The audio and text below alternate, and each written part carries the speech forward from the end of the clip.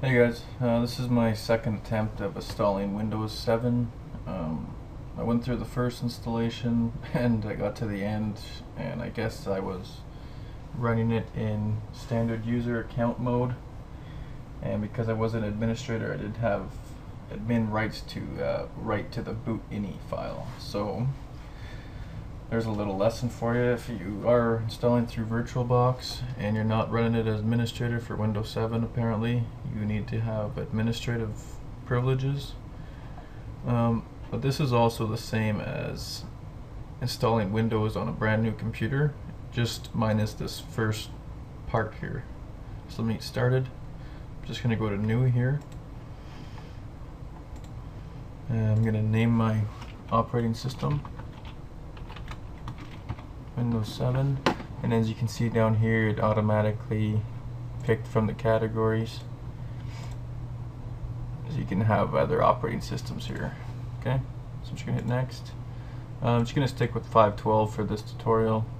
This is your RAM settings, so you can set this to as much as you desire. I'm going to be creating a new hard disk. Existing hard disk, because if I already had a virtual hard disk, I can click here and browse to that old virtual hard disk and boot from that. But I don't have one, so I'm going to create a new one. And I always select virtual hard disk. This way here it's compatible with virtual machine and VirtualBox. So I hit next. Dynamically allocate my files. So what this means is, like, my virtual disk file will use space on my physical hard drive as it fills out. So when I set it up as 25 gigs, let's say, at first it's not going to be fully 25 gigs. It's just going to be the size of the installation, and it's going to grow to 25 gigs. Fixed size means if I select 25 gigs, it's going to take 25 gigs off my real hard drive. So here's what I'm talking about. So I'm going to use 25 gigs for this virtual disk. Now I'm just going to hit create, and then create again, and now it's populated here. And what you want to make sure is that your network is set to NAT. This way here you'll get internet through your virtual PC. Okay, so from this point on, this is pretty much installing Windows 7. So just picture this as my physical tower, and I'm turning the power on. Okay, so it's going to ask me to boot from hard drive when you turn your computer on. Those first couple settings that I just clicked, if you were running it from tower, it would just say, do you want to boot from hard drive? Press any key. Or sorry, boot from CD, press any key. So simply hit any key and you'll get this screen that you see now. So it's just loading the files to start the installation. I will be pausing this video in between downloading and installation periods, because it takes about 45 minutes for the total process to an hour. And I will be using Windows 7 Professional during this installation. So now you're going to be at this screen called Starting Windows. This is just the first screen that you will see. It's going to come up with your language settings. So if you were French or spoke another language, you can change it at this point, and from there on it'll be in your language. Okay, so I'm going to select English, obviously, and I am Canadian, so I will go English Canada, keyboard US. So at this point you can either repair your computer or install now. So for this case, I'm going to just install it. Setup is starting. Yeah, I know, you guys can probably read that yourself. Alright, so this is the first input screen you deal with, is accept the license terms. Upgrading is just clearly if you're upgrading from Windows XP or Vista to Windows 7, you can just go through this link. Or if you want to just create a whole new computer, which means like delete everything on your hard drive and start fresh, you would hit Custom Advanced here. and this gives you your hard drive size. So if you had a 300 gig hard drive, it would be 300 here instead of 25. Or you can go down here to drive options and create a second drive, or a second partition, sorry. So you can make like a C drive and a D drive. You know, you can have your C drive for your system files and your D drive for your data, let's say. So I'm just going to show you guys that. So for my system, I'm going to give it 15 gigs, or 15 gigs. So this second partition, I'm going to make 10 gigs. I hit apply, and it's just telling me that it's going to make additional partition for system files. Can't really say no, so alright, so there you go. So this is my system reserved, which means this is like my boot CD. Tells me how Windows is going to load up. Partition 2, this is where my operating system is going to go, and this would be for my D drive. So I don't really want all these, I just kind of showed you how it goes. So I'm going to just go ahead and delete here. Unallocated space is just the total space you have left on your RAM that's unaccounted for. Delete that. Okay, so from this point here you can just hit next. I'll use up the whole drive for this purpose. And from here on you're gonna just be waiting for a while. When you get to installing updates and that finishes, you're gonna have to restart your computer. It's gonna do that by itself. But I just want to make sure that you know when it does restart, and it will turn back on, obviously, you're going to get that screen again. It says press any key to boot from CD. Don't hit anything, just leave it, give it about 5 seconds, and it'll bypass that screen and load into Windows. Once the installation is done, of course, you can remove your CD from the tray and you won't have that issue anymore. Alright, so I'm going to pause this now and I'll be back.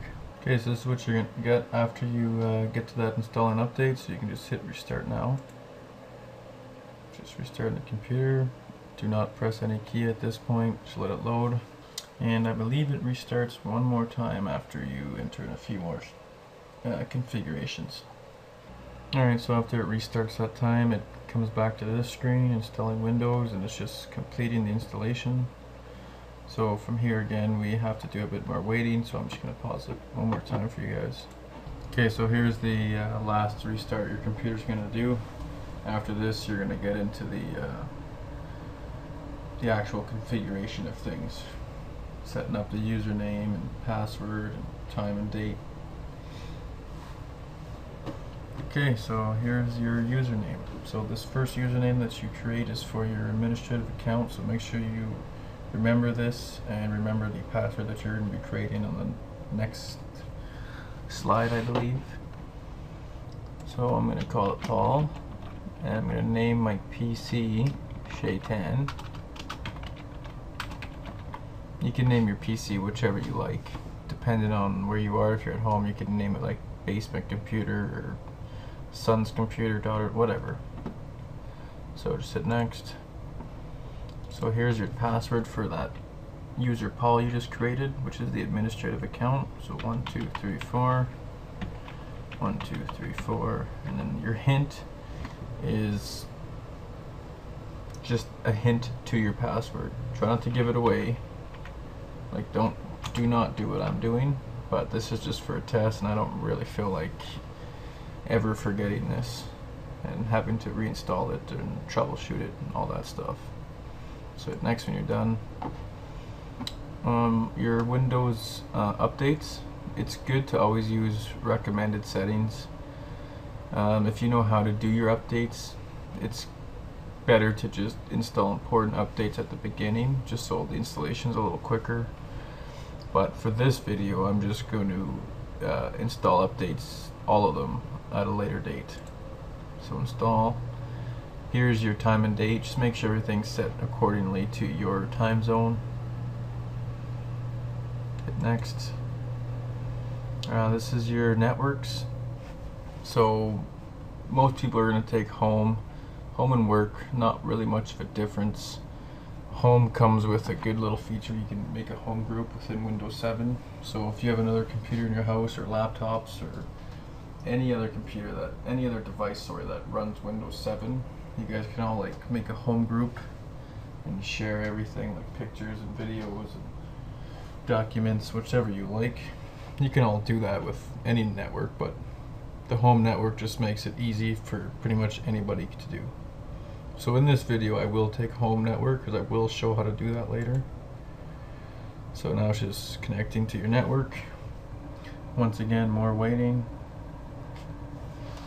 Alright, so here's where I got my error last time. So hopefully this doesn't happen again. I guess in Windows 7 you need to run it as admin for maybe VirtualBox.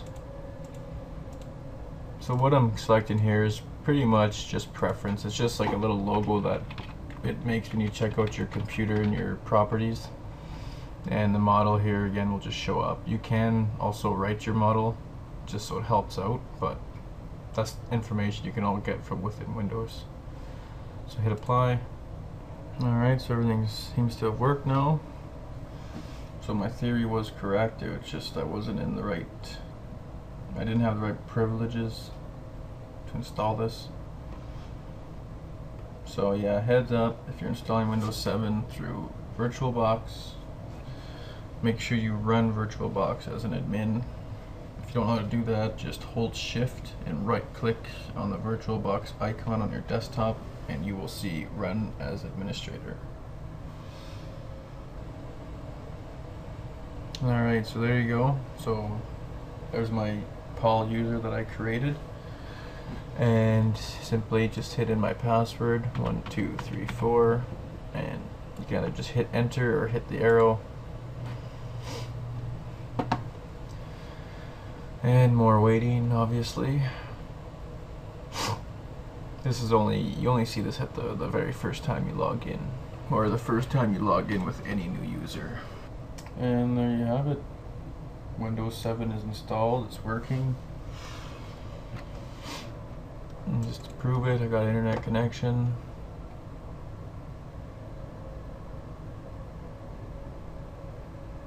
Okay, so there's MSN. Nah, I'll do that later.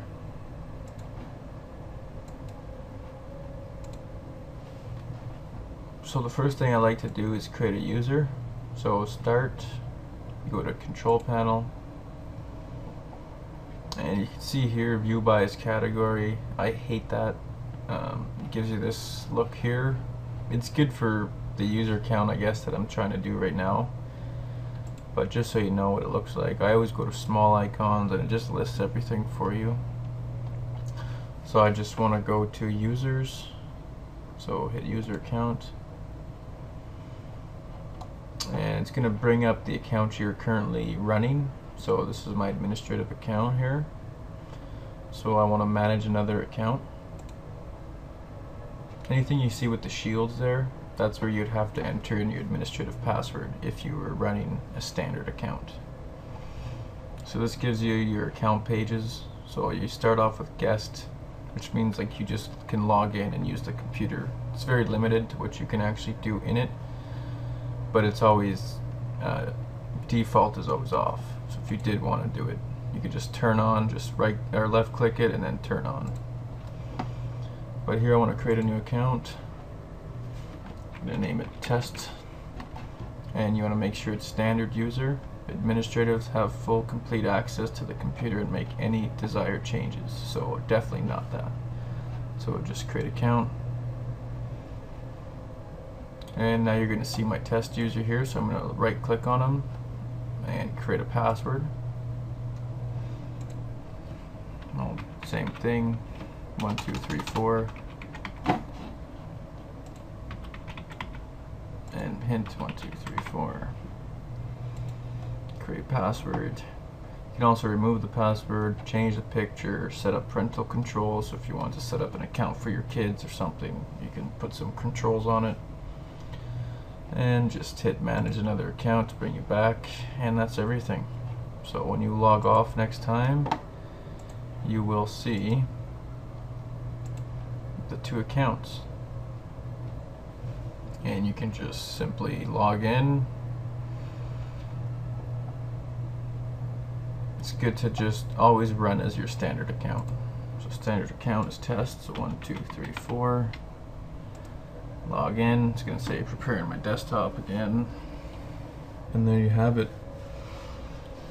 So just to show you what I was talking about those shields there. So if you go back to control panel, back to small icons, go to user account. Let's say I want to manage another account. I'm going to get user account control, which means I'm going to have to enter in the password for the administrator. So this is where it gives you like more control. And once you hit it, it allows you access to do what you want to do. Alright, thanks for watching guys, hope this was helpful.